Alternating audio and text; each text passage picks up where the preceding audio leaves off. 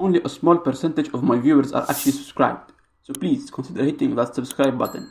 It would help me a lot. Enjoy the video. One of the best ways of getting rich in Last Day on Earth is by clearing one location. This location, if cleared on a daily basis, will give you tons of resources such as weapons, grenades, C4 and much more. And this location is none other than the Frosty Backwoods. I got you right. You guys thought I was talking about Bunker Alpha. But no, the Frosty Backwoods is a location that many overlook, not knowing all the potential it has. And in today's video, we will go over all the things you need to know about this location. First, let's talk about the location itself. The Frosty Backwoods is like any other resource zone. It has a threat level of 3 and you will need 70 energy to reach it. However, to actually unlock this region, you will need to activate the Northern Watchtower using an electric generator. The Northern Watchtower requires a crowbar to open the main gates. You will also encounter a bunch of floater bloaters and toxic abominations. After it's all set, you can now access the northern region, including the Oak and Snowy resource zones. Our focus in today's video is the Frosty Backwoods. But if you want a full guide on this whole area, make sure to drop a like and a comment down below.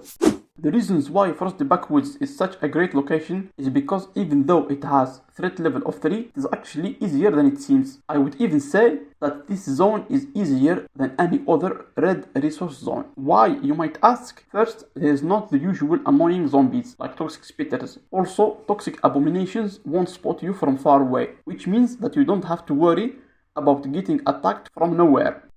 Secondly, using your sneak skill, you can go past through most of the zombies in the area. The chests often have no enemies besides them. If there is a numb zombie, you can kill it pretty easily with a saw blade mace and machete.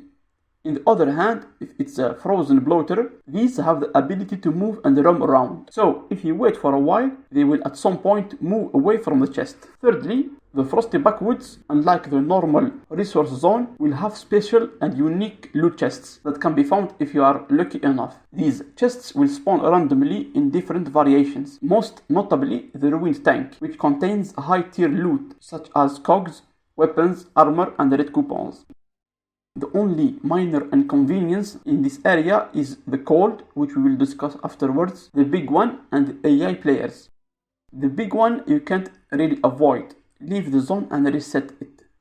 But unfortunately, it gets more annoying if you see an AI player. The reason is they will usually aggro the zombies in the area, and if they die or leave the zone, the zombies will immediately chase you instead. And even if you leave and re-enter the zone, they will still come at you. The only way to avoid this is by killing the AI players as soon as possible. Quick note, if it's you who aggroes the zombies, then you can just leave and re-enter the zone. No need to reset it completely.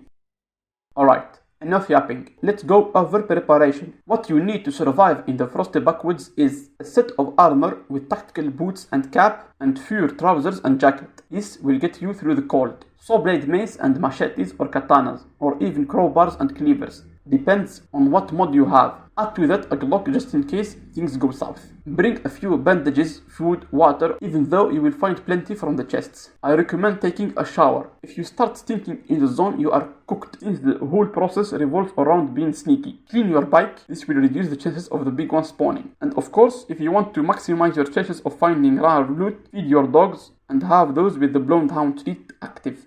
Now that we are ready, time for actually clearing the location. The rule of thumb in the Frosty Backwoods is do not kill any zombie if you don't need to. Just go past them completely. The only exception is if they are close to a chest. Keep yourself in sneak mode and don't take risks. Try to avoid any packs of enemies and only focus on the chests. Use the minimap to spot the chests from far away. The resources you want to look for most is obviously the guns, C4, grenades and the likes. You can also find materials like duct tape, bolts, spring and adhesive, as they are really useful materials that can be used in many different cases. Keep doing the strategy, and if done correctly, you could loot all the chests without taking any damage. There is usually 5 to 6 chests per location. Count them, and as soon as you are done, just leave the zone and do it all over again. Going back and forth between the Frosty Backwoods and the Oak Grove can use up a lot of energy. So I recommend going in to farm this location when the fishing spot event has spawned. You will greatly cut the cost of energy you use. Also, if you want to have extra storage to bring in more items, you should use the dead body trick. If you want a full video to explain what is it all about, drop a like and leave a comment down below. There is nothing much to say. Now let's see how much I can get from here.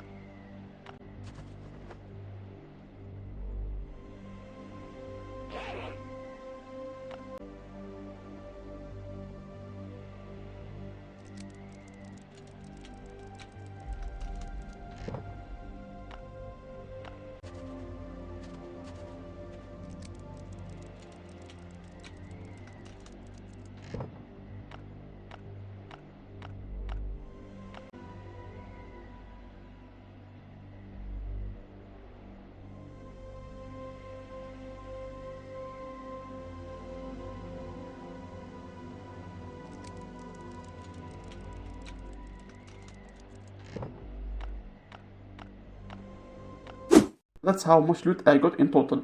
2 guns, a C4, a couple of coupons and a lot of resources. I think it was 100% worth it. I didn't use that much equipment and I could even continue farming. But I think by now you understand how rich the Frosty Backwoods can make you if you put in the time and effort. Make sure to share your opinion on the comments down below. And subscribe, as only a small percentage of my viewers are actually subscribed. Until the next video, watch this one where I showed the best way of farming oak. Thanks for watching and see you next time. Bye bye.